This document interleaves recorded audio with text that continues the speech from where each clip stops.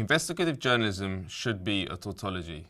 What is the point in journalism if it doesn't investigate and interrogate official statements and look to uncover buried and guarded information? Unfortunately, nowadays, across the Western world, the media resembles more and more propaganda outlets, working for governments and corporations, all the while maintaining the facade of having an adversarial relationship with power. When investigative journalism is at its best, it is a potent weapon to be wielded against unaccountable power and injustice. Think about John Pilger's exposure of British complicity in the crimes of the Khmer Rouge in Cambodia, shown here in this piece by the New Statesman in year 2000. Or the thalidomide scandal exposed by the Sunday Times Insight team in the 1970s. Bob Woodward and Carl Bernstein's Washington Post investigation about the Watergate scandal exposed a conspiracy that went all the way up to the president, Richard Nixon, in the White House. Nixon eventually resigned. Investigative journalism changed history. John Pilger wrote, "It is not enough for journalists to see themselves as mere messengers without understanding the hidden agendas of the message and the myths that surround it."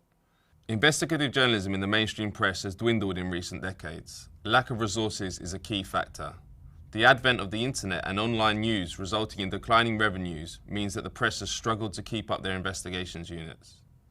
Seymour Hersh, the veteran investigative journalist who famously exposed the My Lai massacre in 1972, talked about the pathetic American media in an interview with The Guardian.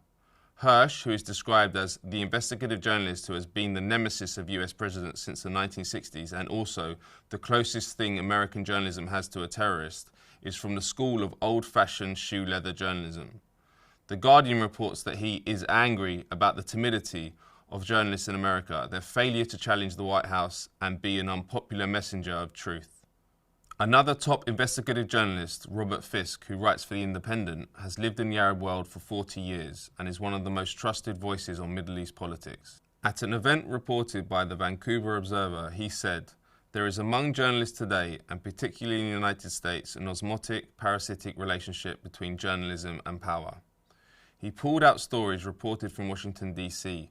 on the Middle East published in the Boston Globe and the Globe and Mail, and criticised the lack of reporting from within Algeria and its uncritical reliance on government sources. US intelligence officials said, the senior US intelligence officials said, the intelligence officials said, the officials acknowledged, US officials fear. Ladies and gentlemen, if this is journalism, I don't have a job, Fisk said to resounding applause. An example of both Robert Fisk's and Seymour Hersh's frustration is an article in Britain's Sunday Times which reported British spies betrayed to Russians and Chinese. They claimed that the Russians and Chinese had cracked the encryption on the Edward Snowden files. The article stated that Russia and China have cracked the top secret cache of files stolen by the fugitive US whistleblower Edward Snowden, forcing MI6 to pull agents out of live operations in hostile countries. The article didn't quote anyone directly, instead referring to senior government sources, one senior Home Office official, senior officials in Downing Street. CNN's George Howell interviewed Tom Harper, one of the journalists who wrote the story, to dive a little deeper into the nature of his reporting. When questioned about the unnamed sources and how Downing Street knew that these files had been breached, Tom revealed, Well, I don't know the answer to that, George.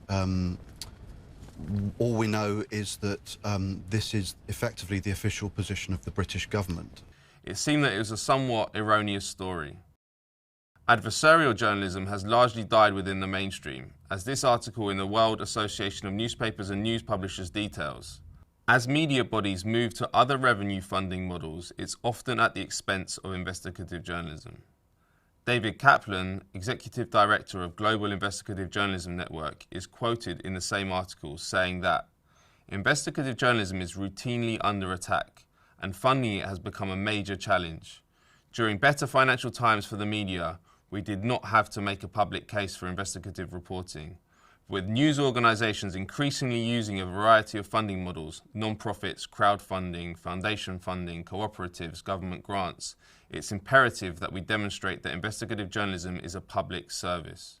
Investigative journalism, however, does exist outside of the mainstream. In the UK, a new subscriber-funded outlet called the Bristol Cable has produced local investigative stories. They recently revealed the story of Bristol's police and mass mobile phone surveillance. exposing how 6 police forces had bought devices that can spy on thousands of phones at a time, revealing how these surveillance devices can both track the movements of mobile phone users within a given area and intercept texts and calls. The Ferret is an investigative journalism platform for Scotland and beyond. It's a cooperative owned by its members and run as a not-for-profit.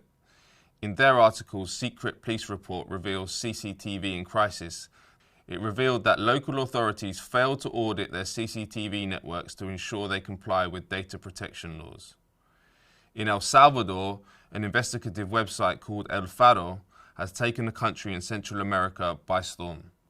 In a region with a media dominated by a few radical conservative oligarchs, their brand of independent, deeply reported and revelatory journalism has brought story after story. The nation documents that since its founding in 1998, El Faro has positioned itself as a fearless critic of the violence and malfeasance of the region, with long, in-depth and detailed exposés on crime, corruption and daily life throughout Central America.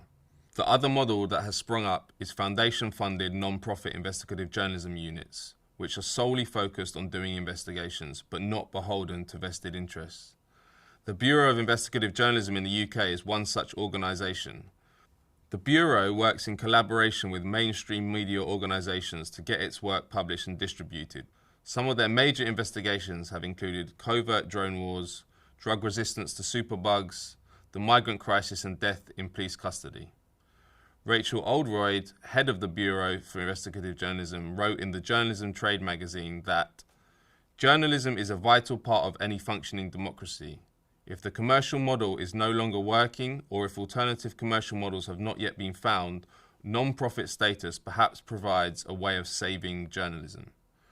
With the advent of Trump in the US, there is an awareness from foundations that investigative journalism will be one of the most important methods of resistance over the next 4 years. In the aftermath of Trump's election, this New York Times article notes how individual donations are up about 70% at the International Consortium of Investigative Journalists. One of the major trends of recent years has been the resort to data journalism. In this article at Innovation Foundation, Nesta, Dan James says, traditional investigative journalism has tended to drill down, to unearth hidden truths in current events.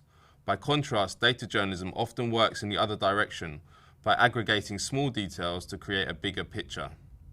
This story in Mask magazine, Meet the Man Who Caused the Resignation of 30 Racist Swedish Politicians, is about a data journalism collective, Researchgruppen, which helped to identify Swedish members of parliament who anonymously posted racist comments online. They were not traditional journalists, but rather activists, utilising their journalistic skills for a political purpose. Activists, and more importantly whistleblowers, are now holding the powerful to account more than ever before. Many media outlets have developed Secure Drops, a system for leakers to deposit highly sensitive, controversial documents where they can reveal serious wrongdoing with the safety of keeping their identity protected. The Guardian is just one newspaper which has developed this system.